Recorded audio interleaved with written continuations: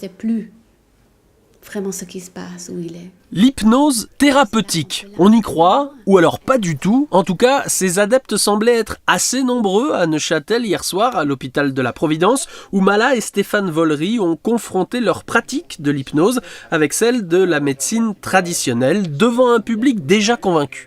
C'est vrai, effectivement, on pourrait dire que c'était facile ce soir, mais ce qui était important pour moi ce soir, c'était le soutien des médecins. Parmi les spécialistes de la santé présents, Pierre Jobin, ancien médecin de Neuchâtel Xamax et d'Union Neuchâtel, il a lui-même utilisé ces techniques pour lutter contre les contraintes psychologiques dans le sport. L'hypnose, c'est au moins une arme qu'on a, on n'en a pas 36 000, mais qui permet de lutter contre ce stress et autres, etc., pour être beaucoup plus posé, mais toujours plus efficace encore dans la performance.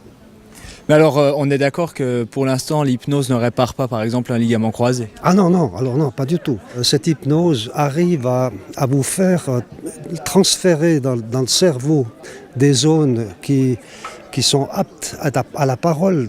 On peut tout d'un coup parler et transformer des émotions en quelque chose de positif. Longtemps considérée comme à la frontière de la science et de l'occultisme, l'hypnose a mis du temps à se débarrasser des préjugés, mais avec l'engouement actuel et cet élan d'intérêt de la part du corps médical, on pourrait se diriger, selon certains praticiens présents hier, vers l'utilisation de l'hypnose dans certaines opérations.